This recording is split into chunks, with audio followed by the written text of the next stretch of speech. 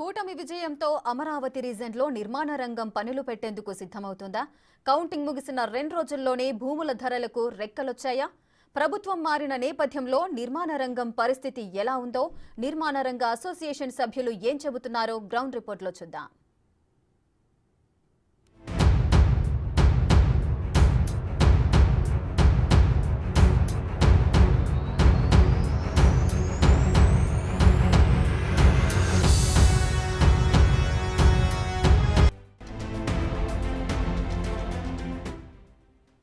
అమరావతి, గుంటూరు ప్రాంతాల్లో గత 5 ఏళ్లలో నిర్మాణ రంగంలో అనేక నష్టాలు వచ్చిన మాట వాస్తవమేనా?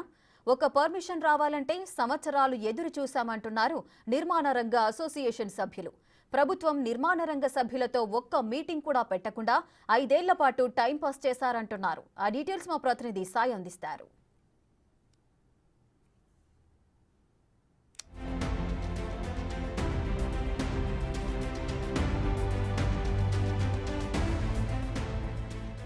అమరావతి క్యాపిటల్గా ప్రకటించిన తర్వాత అమరావతి రిలీజియన్లో ఉన్నటువంటి అనేక ప్రాంతాల్లో రియల్ ఎస్టేట్ కానీ బిల్డర్స్ అసోసియేషన్ కానీ అక్కడ ఉన్నటువంటి బిల్డింగ్లు డెవలప్మెంట్ చేయడం గతంలో 2019కు ముందు అత్యధికంగా ముందుకు వెళ్ళినటువంటి పరిస్థితి ఉంది. 2019 తర్వాత జరిగినటువంటి పరిణామాల నేపథ్యంలో అమరావతి రీజన్లో ఉన్నటువంటి అనేక కన్స్ట్రక్షన్స్ మధ్యలో ఆగిపోవటం, కన్స్ట్రక్షన్ పూర్తిగా అయినా కూడా అవి అట్లానే ఉండిపోయినటువంటి ఉన్నాయి. అయితే అసలు తీవ్రమైనటువంటి నష్టం జరిగిందనే విధంగా కొంతమంది చెప్తుంటే, కొంతమంది మాకు లాభం జరిగింది అంటున్నారు. అసలు ప్రస్తుతం రియల్ ఎస్టేట్కి సంబంధించి కానీ బిల్డర్స్ అసోసియేషన్కి సంబంధించి కానీ ఈ 5 ఏళ్లలో నిజంగానే లాభాలు జరిగాయా, నష్టాలు వచ్చాయా, ఎటువంటి నష్టాలు వచ్చాయి, వారు ప్రస్తుతం రాబోతున్న ప్రభుత్వాన్ని ఏం కోరుతున్నారు? ఒకవేళ ప్రస్తుతం ఇప్పుడు అమరావతి ప్రాంతంలో చూస్తే పెద్ద ఎత్తున కూడా శరవేగంగా రోడ్లు ఎంత అధ్వానంగా ఉన్నటువంటి పరిస్థితి నుంచి క్లీన్ చేస్తున్నటువంటి పరిస్థితులు ఉన్నాయి. కంపల్సరీగా ఇంకా రియల్ ఎస్టేట్ అభివృద్ధిలోకి రాబోతుందో అమరావతి రీజన్లో తెలుసుకునేటటువంటి ప్రయత్నం చేద్దాం. మనతో పాటు అసోసియేషన్ సభ్యులు ఉన్నారు.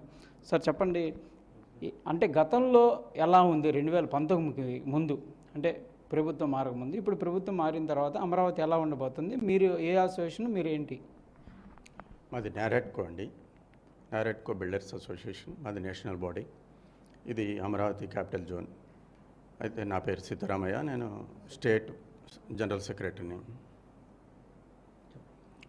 గతంలో చూసుకుంటే 2019కి ముందు తెలుగుదేశం ప్రభుత్వంలో కానీ అంతకుముందు ప్రభుత్వాల్లో కానీ ఏ ప్రభుత్వంలోనైనా ఏ జీవో రిలీజ్ అవ్వాలన్నా, ఎటువంటి ట్యాక్సులు పెంచాలన్నా, ఏదైనా ఒక అసోసియేషన్, మా బిల్డర్స్ అసోసియేషన్ సంప్రదించి టౌన్ ప్లానింగ్ వాళ్ళు కానీ ఏదైనా ఒక చట్టాలు రూపుదిద్దుకునేవాళ్ళు. అట్లాంటిది ఇప్పుడు ఈ జరిగిన ప్రభుత్వంలో ఈ 5 ఏళ్లలో రియల్ ఎస్టేట్ అనేది అస్సలు బాగాలేదు.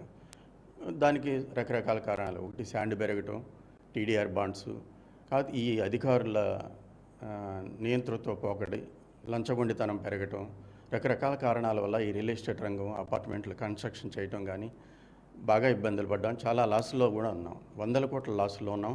అయితే కొన్ని తాడేపల్లి, మంగళగిరి కొన్ని ఏరియాలో మా సభ్యులు అయితే బ్యాంకుల్లో ఎన్పీ అయిపోయి చాలా ఇబ్బందులు పడి చాలా అవసరం పడుతూనే ఉన్నాం. ప్రస్తుత పరిస్థితి అట్లా ఉంది.